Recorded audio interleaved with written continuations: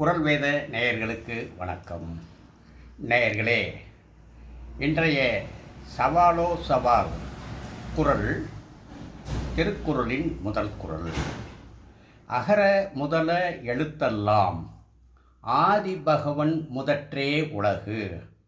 இந்த குரலில் உள்ள பகவன் அப்படிங்கிற சொல்லுக்கு சரியான பொருள் எல்லா உரையாசிரியர்களும் இறைவன் என்று பொருள் கண்டுள்ளனர்.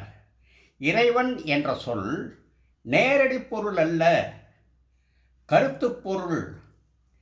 இச்சொல் காரணப்பெயர். பகவன் என்ற சொல் காரணப்பெயர். இச்சொல் பகவு கூட்டல் அன் என்று பிரிவுபடும் சொல். பகவு என்னும் சொல்லின் பொருள் யாது? இச்சொல் திருக்குறளிலே 2 இடங்களில் அமைந்துள்ளது. முதலாவதாக உட்பகை அதிகாரத்தில் அமைந்துள்ளது.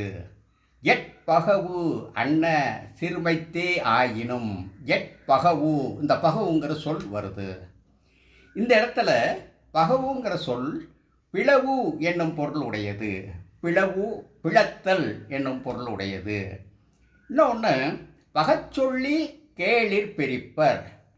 பகச்சொல்லி கேளிர் பிரிப்பர் அப்படிங்கிற குரலில் வருது. பகச்சொல்லிங்கிறது என்னதுன்னா பிரியும்படி பேசி அப்படின்னு பொருள். இந்த இடத்துல இந்த சொல்லுக்கு பிரித்தல் என்று பொருள் வருகிறது.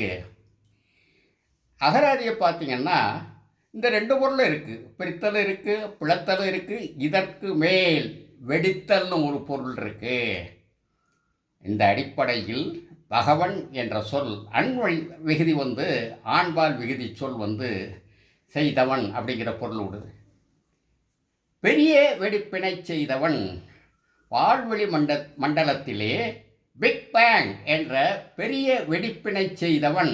பெரிய வெடிப்பினை செய்வதற்கு மூல காரணமானவன், ஆதியான பகவன், காரணமான பகவன் அப்படின்னு பொருள் அமையும்.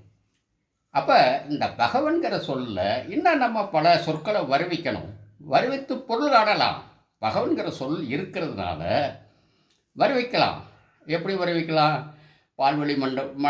பால்வெளி மண்டலத்தில் மில்கி வேல பெரிய வெடிப்பினை செய்தவன். செய்து சூரிய குடும்பமும் அக்குடும்பத்தில் ஒன்றான இந்த நில உலகமும் தோன்றுவதற்கு காரணமானவன். ஆதலால் இந்த உலகிற்கு முதல்வன் என்று விளக்கம் அமையும். இதாங்க சரியான பொருள். அதாவது பிக் பேங் என்ற பெரிய வெடிப்பினை 2000 ஆண்டுகளுக்கு முன்பே திருவள்ளுவர் சொல்லியிருக்கிறார். இக்குறளில் அமைந்துள்ளது.